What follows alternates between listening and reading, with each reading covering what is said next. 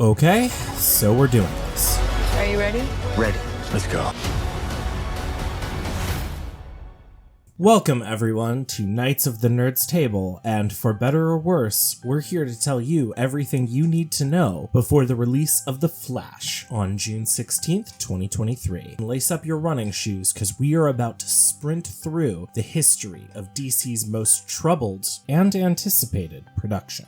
Before we get into the really spicy history, let's talk, as always, about the source material. The name The Flash has been held by four characters, primarily over DC's history. The subject of this film will be Barry Allen, the second Flash, who was introduced in 1956's Showcase Number 4. Barry was a police scientist who was doused in a random assortment of chemicals and then struck by lightning. Afterwards, Barry found he was able to tap into the Speed Force, which gave him superhuman speed. Barry would go on to be a founding member of the Justice League and a mainstay of the DC Universe up until his disappearance during the Crisis on Infinite Earths in the 1980s. After over 2 decades of being seemingly dead, Barry returned in 2008's Final Crisis and has remained one of the key players in the DC Universe ever since. Despite Barry having decades of stories, even while he was dead for 2 of those decades, DC Studios has elected to dive right into the deep end by adapting one of Barry's most infamous stories,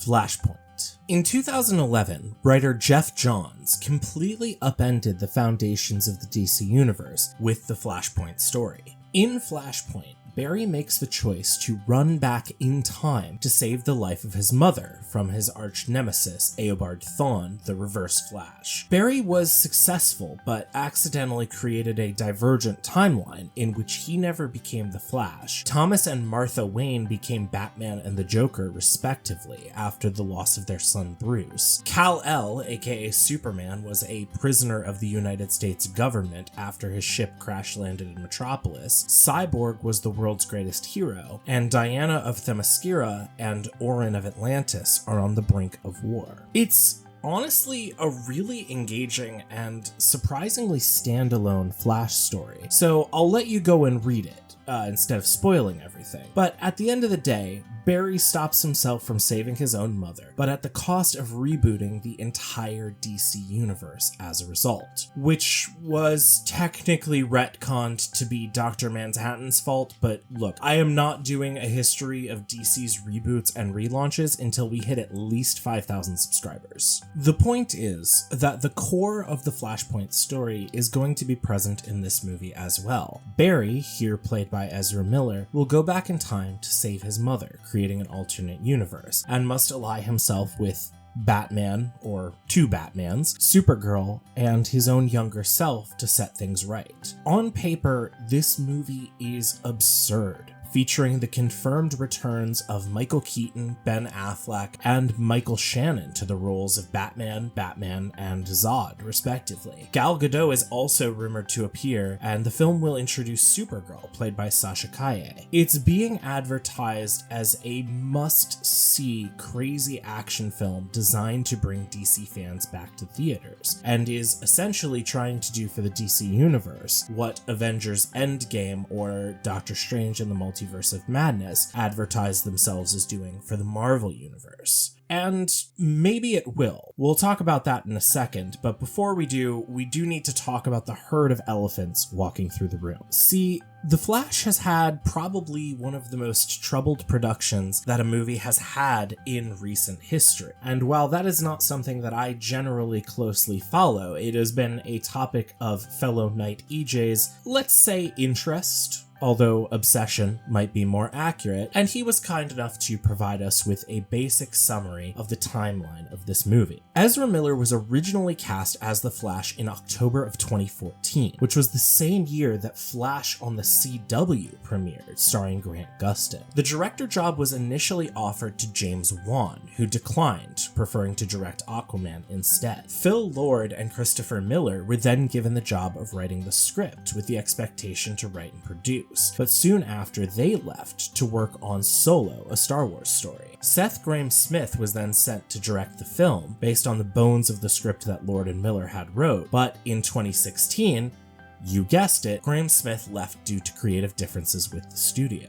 Then, Rick Famuyiwa, apologies if I mispronounced the name, was hired for the film and began to build the movie out into what we are now going to see in theaters. At the time, it was expected to be a much more faithful adaptation of the Flashpoint comic, with Lauren Cohen and Jeffrey Dean Morgan coming back to reprise their roles as Bruce Wayne's parents in an alternate timeline. Gal Gadot, Jason Momoa, and Ray Fisher were going to return as Wonder Woman, Aquaman, and Cyborg, respectively, to play alternate versions of themselves. It was at this time that Kiersey Clemons and Billy Crudup were cast as Iris West and Henry Allen, respectively. They both did cameos that were supposed to appear in 2017's Justice League, but by late 2017, Rick Famuyiwa left the project because the studio disagreed with his darker and more serious take on the film.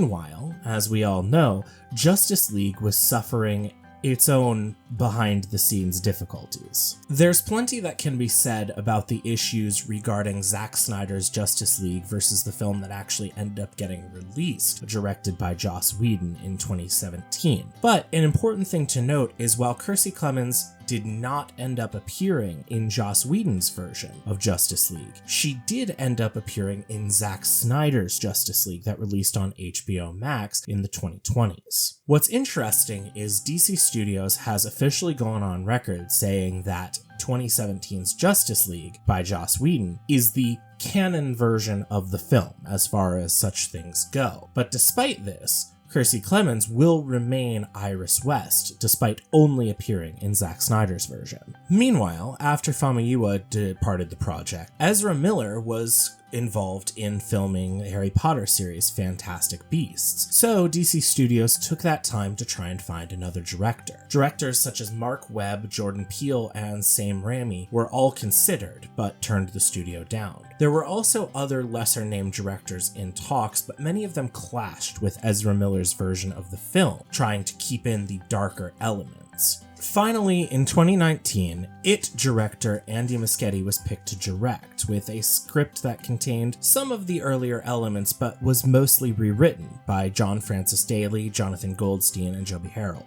The story would still be inspired by Flashpoint, but with a much different direction overall. The film was created and filmed during the 2020 COVID-19 pandemic, with an initial planned release date of July 1st of 2022. This was pushed back multiple times and finally landed on a release date of June 16th of 2023. Honestly, that timeline is just the tip of the iceberg and doesn't take into account the behind-the-scenes troubles from Zack Snyder's Justice League, Joss Whedon's Justice League, Zack Snyder's ousting from DC Studios, the issues with Walter Hamada, James Gunn coming in to take over DC Studios, or any of the multiple accusations of misconduct levied at Ezra Miller themselves. The fact is, this movie has a lot of work to do to keep from being overshadowed by its behind-the-scenes woes. So, do I think The Flash can do it? I don't know. And honestly, I think I'm the wrong person to ask. Cards on the table, I didn't really want to do this video for that reason, but EJ's getting married, and Josh beat me for dibs on writing about Across the Spider-Verse, so that leaves me here to try and give a film that I regularly privately derided a fair shake. Now let me be clear. I want this movie to be good. I want to go into the theater and love this movie. Comic book movies being successful and well received is, to my mind, a rising tide that floats all ships. But at the same time, I just can't bring myself to get well and truly excited for this film. Even if you set aside all of the production woes and the kind of shady stuff with Ezra Miller, which are usually indications of a film that's about to end pretty badly, the choice to even adapt Flashpoint in the first place kind of baffles me. Best I can tell, Flashpoint was always the plan. A time travel multiverse story right out of the gate. No taking time to establish Central City or the main cast. No smaller scale stories about Captain Cold or the Rogues, who are some of my favorite comic book antagonists of all time. We're just going 100 miles right away, which you know, I guess that's appropriate, but I can't help but thinking about how much this feels like DC's rush to catch up to Marvel and get a big Justice League movie out ASAP, which led to Batman vs Superman: Dawn of Justice, a film that ultimately really didn't work for me.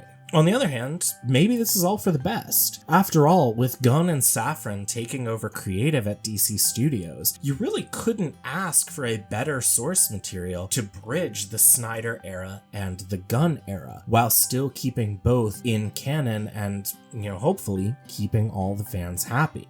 I really do hope that this movie will be a success, and perhaps despite myself, I will probably be there opening weekend cheering it on. After all, Stephen King said on Twitter that he liked it, and who am I to argue with Stephen King? In the meantime, I do sincerely hope you enjoyed this video. Please feel free to drop a comment giving us your predictions on what to expect from The Flash, or tell me why you're excited for it. Give me a reason to be just as excited as you. In the meantime, stay tuned for more conversations around the Nerds Table, and hey, have a great day. Strap to your parachutes. Where's yours?